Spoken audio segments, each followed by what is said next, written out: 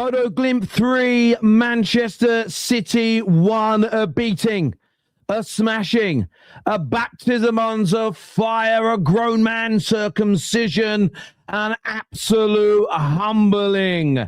A humbling by Bodø Glimt tonight. Man City, they're in full crisis right now. Let's have it right. Let's be honest. Let's be truthful. Let's be truthful about this. Is what we witnessed was an absolute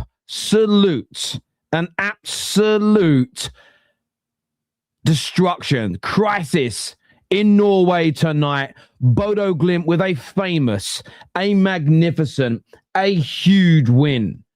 A seismic win. Rarely are the giants of the game beaten by such minnows, such low-ranking sides, especially in the modern-day game with the amount of substitutions, the amount of money being spent, the depth in the squads. This doesn't happen.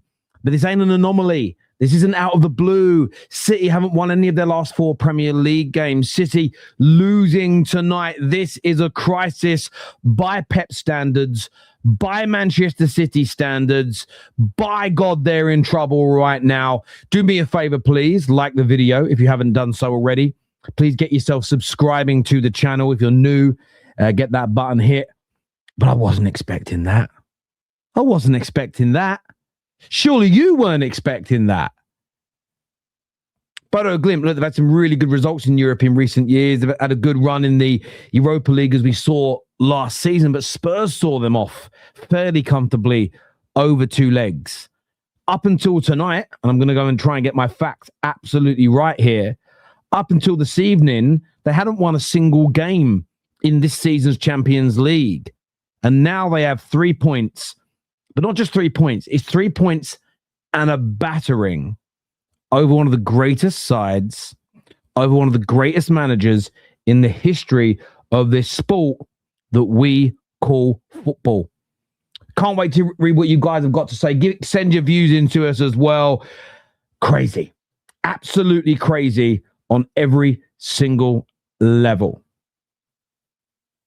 Absolutely. This super chat here says, shout out to United for resetting City over the weekend. Well, what I find very interesting is Pep was getting some success, and LB spoke about this earlier today on the Football Terrace. Go back and watch Straight Facts this afternoon. He spoke about how City, there was an element of progression. So I don't disagree that there is a transitional element to their current predicament. They've had the KDBs go, the Gundawans are over the hill, Carl Walker leave. But where I don't let them off the hook is that we're not in the 90s anymore. We're not in the 80s anymore. We're not in the 2000s anymore, where there's still, to a degree, limited money that could be spent. City have a bottomless pit of money. They spent 600 million. That isn't including agent fees and the astronomical wages people are being paid to refit this squad. And so far, the development of young players hasn't been good enough, and the recruitment of players hasn't been good enough, coupled with Pep finding a solution. Pep is struggling right now, as he did last year. Listen, of course they're in the top 2 in the Prem. They're in the semi-finals of the League Cup. Yes, I am nitpicking. I'm nitpicking because they're one of the biggest teams in the world. They're the second highest, the richest in the world in terms of income into the club. They've got one of the greatest managers of all time. And I'm just watching the replays of their goals here. And Eileen's young, and I get why they brought Gahey in. I mean, you look at that there. I mean, Donnarumma's getting a bit of crap for, like, the goalkeeper in there. I don't necessarily... He did about the right thing. The header just went through his legs. If he stands still, maybe he catches the header, but maybe the header's only headed down like that if we watch it again here as the ball's crossed. Because he jumped, maybe he should have stood up, to be fair. You can put that down to him. But more importantly than Donnarumma's mistake there is how easy I've seen City be to be counted on against Bodø Glimt, against Manchester United. Exeter, people forget this. They won 10-1, but Exeter got in behind 5, 6, 7 times. Newcastle should have scored against them in the League Cup semi-final win. As soon as Pep has reverted to possession-based football, leaving his defenders isolated, because he doesn't have the best of the best, because he doesn't have the best squad in the country, the top 1, 2, 3 squads in Europe, Pep's system doesn't work. Pep's system requires the best of the best to operate. What he did at Barcelona, Messi, Xavi, Iniesta, Busquets. You're talking about plus a plethora of talent. When the squad isn't at that level, it doesn't work. Because other teams that are technically good, other teams that can run as fast as you, are able to just catch you on the counter. And I just look at this now, and City are in crisis. There's no doubt about it. The game was in Norway. It must be too cold. It was very cold. So I've already checked. For when if and when Hamza shows his head tonight. The weather, it was 1 degree Celsius. 1 degree Celsius. So not that much colder than England. You've been accused before of hyperbole video titles. This time you ain't gone far enough. Here for those blue tears. Don't forget, though, it's very cold up there. Listen, do you know what I found? I get accused. Everything's hyperbolic, hyperbole. Everything is exaggerated when it's a title people don't want to read. Yet now it's not gone far enough. And I know you're only joking, my old mate, but City were smashed and Pep was embarrassed tonight. And listen, there's some injury problems at City, but let's have it right. Cherky started, Lewis started, Haaland started, Reinders started, Foden started, Rodri started, O'Reilly started, Kushnerov started, Ain't Nuri started, Donnarumma started, Mamouche came on. Fair enough. Jeremy Doku was on the bench tonight. There's players there. That should be beating Bodø Glimt. I don't care. And I don't want to hear about exhaustion. You decided City to go to the Club World Cup, and your manager decided to just name a very strong team against Exeter. Obviously, Semenyo can't obviously play until the knockout stages are there and everything else. But I don't want to hear that nonsense. I'm not having it. Not being beat by Bodø Glimt, no. As Pep once said, excuses mean you cannot grow or move forward. Looks like City players are throwing the manager under the bus. Love to see it. Pep's weakness has been found out, the cold. Well, Pep's weakness has been found out that the way he plays doesn't work to its optimum best when the level of the squad drops. And the problem is when you're caught with all your team pinning a team in and you don't have the pace to recover from the counterattacks, but because of the lack of quality in the team it's a very good team, very good squad, but compared to peak City, peak Barcelona, the lack of quality is so much lower. They're being found out. It's as simple as that. Wait until Rodri is back. Listen, I want to speak on Rodri as well. And I want to speak on Rodri right now because for me, I thought Rodri was a coward tonight. I thought Rodri had another stinker. He hasn't learned from the Man United game. He was allowing too many players to get in between the lines behind him. His awareness was shocking. His covering of the ground poor. Gave the ball away for the third goal. And by the way, the third goal, I love the counter-attack goals. The third goal was a thing of beauty. But he gives the ball away for it. Then picks up a blatant yellow for a cynical foul. And then for me, this is my personal opinion, he's looking at the score. He's feeling tired. He knows he's been exposed. He's hating every second of it. And then he deliberately gets himself sent off. He knew. He grabbed the guy round the neck, dragged him back. He knew he was going to get a second yellow. He just wanted off the pitch. He bottled it. He chickened out. He didn't want to be on that pitch anymore. And he ran away like a little baby. And I expect a lot more from one of the greatest midfield players to ever play in the Premier League. I expect a hell of a lot more from him. Give Bodø Glimt credit. Big revenue equals Haaland's salary. Yeah, Bodø Glimt's salary income is below Erling Haaland's salary, which is $500,000 a week. Bodø Glimt deserve a lot of credit. They countered fantastically. They were aggressive. Their work rate to a man was out of this world. They had a game plan. I would love to pick their manager's brain.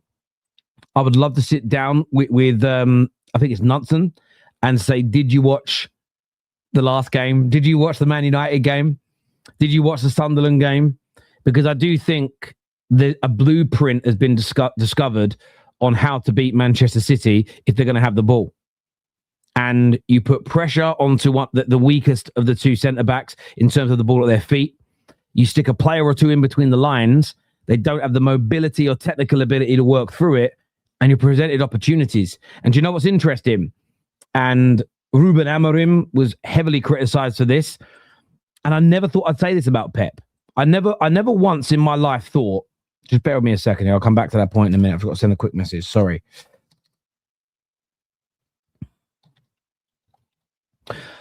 I never once thought in my life that I'd talk about Pep Guardiola in the same way that we have recently about Ruben Amorim.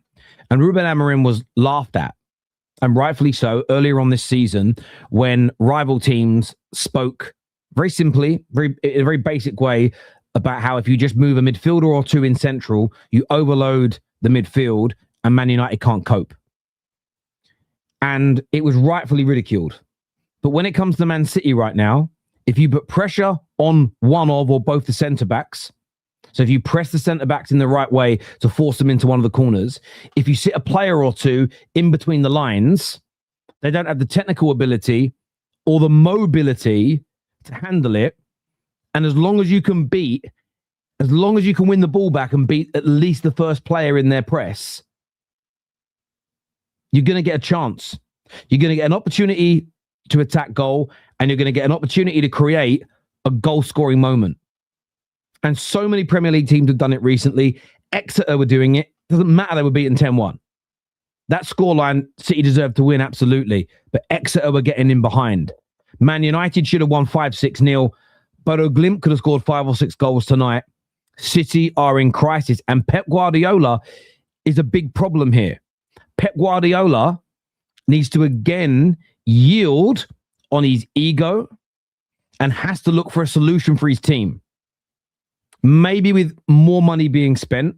Listen, 600 million has been invested into this squad in the last 12 months, and that is into a squad that had already cost hundreds and hundreds of millions of pounds to build. £billion squad. Yes, they're going to have to invest more. All top clubs do. No issue with that. But is he going to find a Kyle Walker to help stop the counterattacks? Is he getting another KDB? The one thing I spoke to City fans about at length and was ignored over is that when you're all-timers, because remember, this is City's greatest ever team that's faded, when they go through the history of English football and look how long it takes, generally, for most teams to replace their all-time greats. It's so hard because they're so good. There's only a finite amount of them players in the world at any one time anyway. And if they're already at another club or already at a rival club, you can't just buy them. So what Pep has to do here is what we've seen previous great managers do through the decades and the history of this game, is find another way. And that's the big question mark over Pep Guardiola right now. Can he find another way to create an elite team? City right now are a very good team. They're in a title race, League Cup semi-final. They'll make it through to the knockout stages of the Champions League. But can he find a way to make them elite again? That is the big doozy. That is the big question. And right now, 18 months into looking for a solution, he has fouled. And no manager has ever been given that amount of money for bona fide first-team players in that amount of time. Forget what Chelsea spent. A lot of Chelsea's money that was spent in that £600 million year, a lot of it was kids for the future to flip. Rightly or wrongly, they weren't all bought for the first team. Pep must find the solution. Massively at fault today. Hugely at fault. Give me your views. Give me your opinions. Can't wait to hear what you've got to say on this. Let's go to some more of your comments that have come through here. In 2 games, let in 5 offside goals. Yeah, and that's listen, when you score goals that are offside, it's always annoying as the goal scoring team because you think, oh, so close. But there is a psychological bit of damage that does to a fighter, because they know you can get in. And if it's marginally offside, or even though sometimes it looks quite, both of Man United's first offside goals, when they actually got the still shot, they were quite a way off. But you've got to understand that is like 1/500th of a second. It's a millisecond, the difference between onside and offside, and it makes you nervous. It certainly does. We tried to banter Spurs, can't count the Europa League, which came after beating Bodø Glimt and United, and thus City decided to validate them. Well, that's why it was a ridiculous notion last year, because some of those Europa League teams were capable of beating some of the Champions League teams, which we did try to explain last year. Love it. This here says Bodø Glimt. Yeah, I like seeing the Norwegian teams do well. My cousin Ben played professionally in Norway for many, many years for Vikings and he had a big European night. I've told you guys before, he scored a goal at Stamford Bridge against Chelsea in the early 2000s. Very important goal. The Chelsea then got battered in the away game, actually, in Norway as well. I think got beat 4-2, 4-1, 4-2. Eric Nevland played for Vikings that night. He used to be a Man United player. Let's look at some more of your comments that are coming through here. I don't think Hamza's coming. I don't know where Hamza is. Oh Hamza, where is thou, oh Hamza? Who and where, who and where, who? Where is he? Where is he? Where is he? Where is he? Where is our Hamza? Where is he? Where is he? Where is he? Oh, where is he? Where is our Hamza? Where is he? Where is he? Where is he? Oh, where is he? Where is our Hamza? Where is he? No, I won't stop singing. I won't stop singing, Ram. I won't stop singing, Ram. I see you there, my old mate. Let's go back to some more of your comments here. Vikings, my local team, go to every home. Oh, nice. So my cousin might be an easy name for you to remember. It was Ben Wright.